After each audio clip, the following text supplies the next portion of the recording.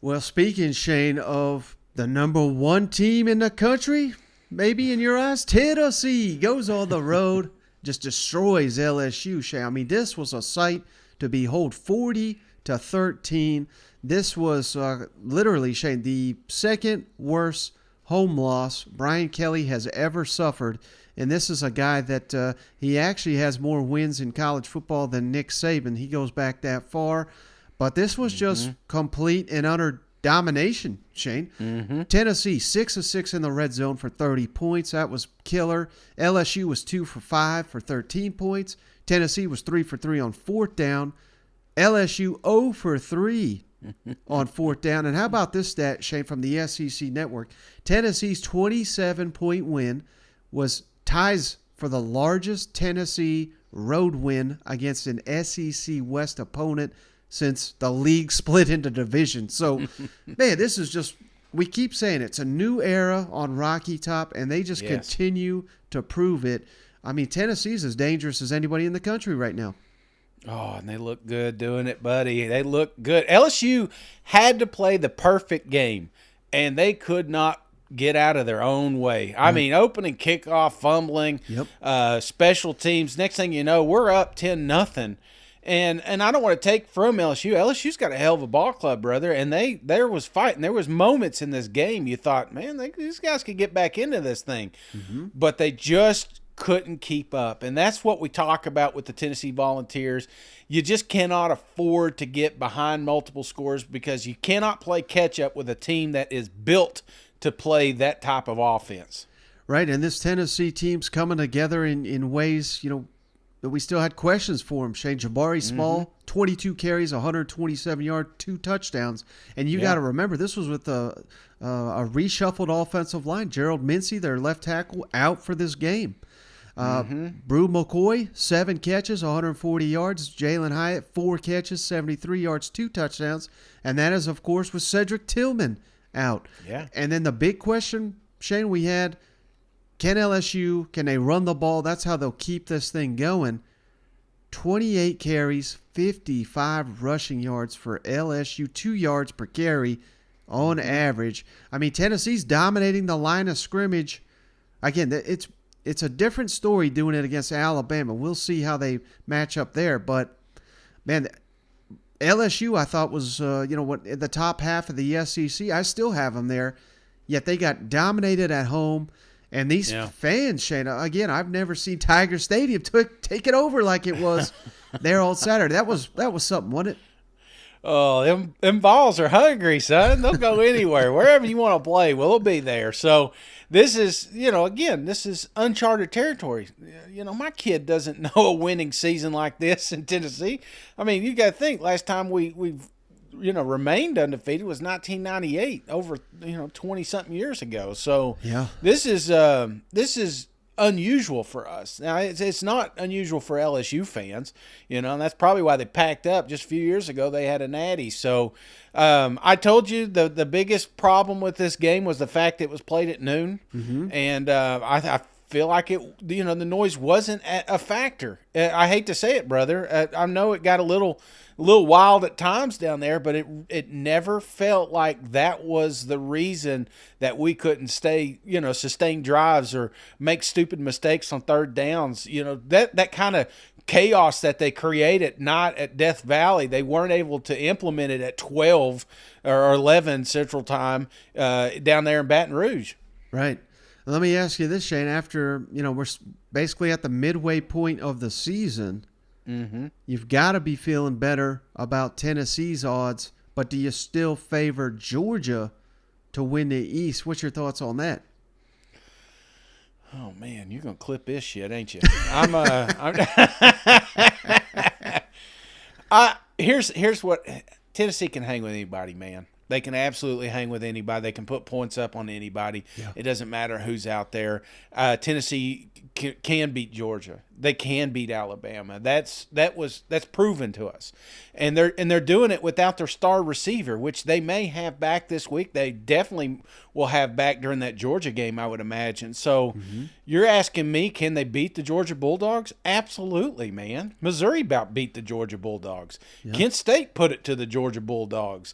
You know, they did great this week against Auburn, which we'll talk about here in a minute. But, you know, no team in the SEC is untouchable right now. When you talk Georgia, Alabama, Tennessee, you put those three teams on the field, man, they got a shot to win every game. So I am a believer. I keep, like I said, I started this show, man. I felt like we're waiting for the bottom to drop out. Now I've convinced myself that we're there, and I think you're seeing it with the players, the confidence. I mean, some of these throws that Hooker is making right now, there's not like his. I mean, could you imagine? I don't know how he fits through a door, brother, because that head. I mean, he's just got to be super confident right now. He just knows that his receivers are going to be there. He knows Jalen's going to be there. He knows Keaton's going to be there. Mm-hmm. He just launches it. I love it. I love this offense, man. I love this team. Yeah.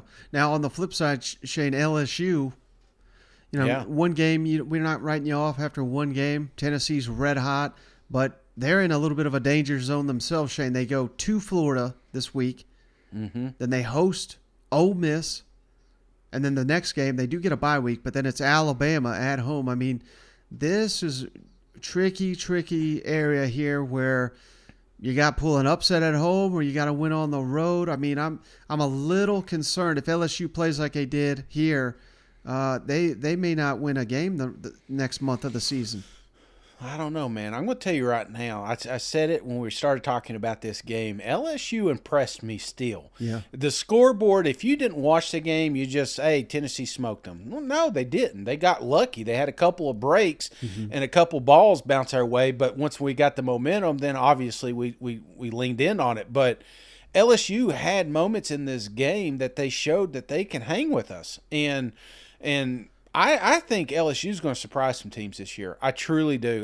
They came into this game. There was a lot. That was like the sexy pick was picking LSU against Tennessee, yep. And it was kind of scary because you're like, okay, I can be convinced. But after the game, I'm still convinced that LSU can beat a lot of teams that they got coming up. Florida in particular, they got them this week. Mm-hmm. I think that's going to be a hell of a matchup. And if they stop making the stupid mistakes, I don't know about you, but watching Kelly, it felt like He was coaching emotional. It's like me on Madden, I throw an interception, I get the ball back, I want to try throw it again, catch up, But it felt like after that muffed kick that he wanted to get it back, and that's why he kept going for fourth downs and stupid things. He was coaching emotionally and not mentally, and I think if he could have just paused for a second, or somebody on the sideline said, "Hey, coach, chill out. There's more minutes in this game." Right. I think that he could have regrouped, but he just kept giving Tennessee excellent position and opportunities, and they just took advantage of it.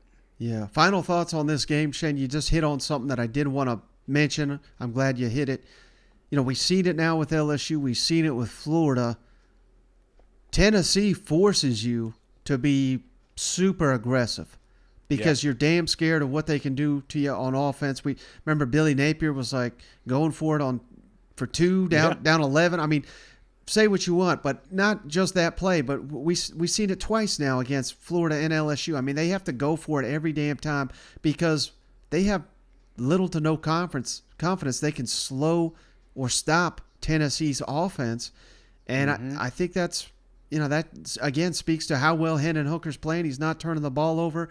Josh Heupel, every week, Shane, there's just receivers just wide ass open. You got to figure like Brew McCoy running down the slot. Let's cover that. This is 2 games in a row. He's wide open on these plays. So credit Tennessee, but it speaks to these teams. I mean, they're scared to death. To try to keep up with Tennessee, and they just can't do it.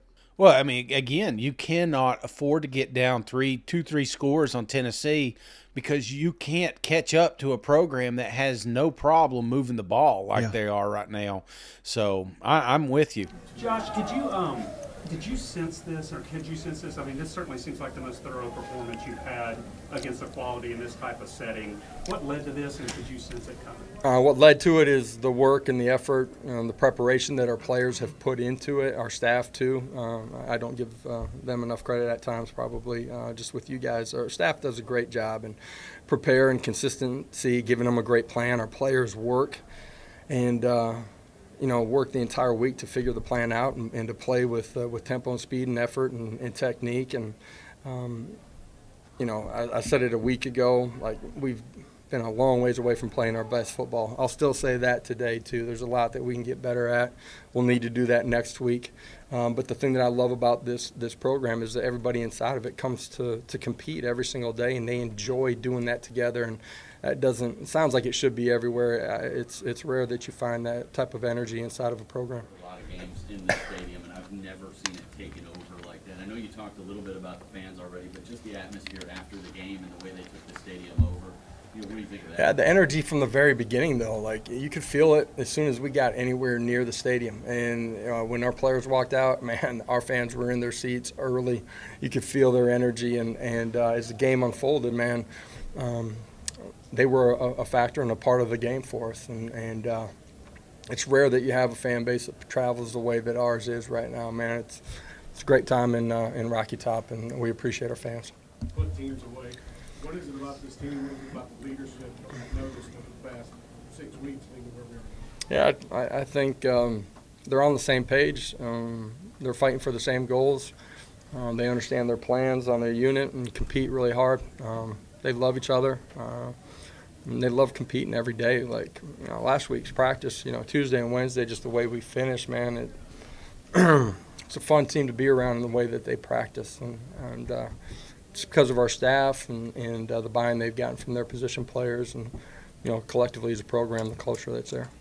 Our details were not very good. I mean, look, I could stand up here all day. That falls on coaching. That's on me, and I have to coach better. We've got to coach better. We've got to coach our team better. That's the group we have, and we've got to coach them better. Congratulations to Tennessee, and they played well today. They were the better football team, and they certainly deserved the win today. But have to coach this football team better. That's the bottom line. Yeah, Brian, in the first half, all the fourth down gambles, you just feel like you had to score points to beat Tennessee. Touchdown. Yeah, got behind by 10, and then couldn't match possessions at that time. We were within the analytical numbers too, so I was keeping an eye on where we were from that position. Once you get behind against a team like that, you're listening both to those and your opportunities to score. So felt like I needed to. Coach, after 2 failed fourth down attempts and then 3 incomplete passes, what gave you the confidence to go for it on fourth down going into the end of the half? Necessity. I felt like we had to make something happen in those situations. I'm not somebody that kind of looks at what happened in the past. I still feel confident in my group. It still was a green go scenario for us, and when we look at the analytics, so it was right on the edge. It was a 4th and 10 go. I think it was 4th and 10 in that situation. It was a go in our book.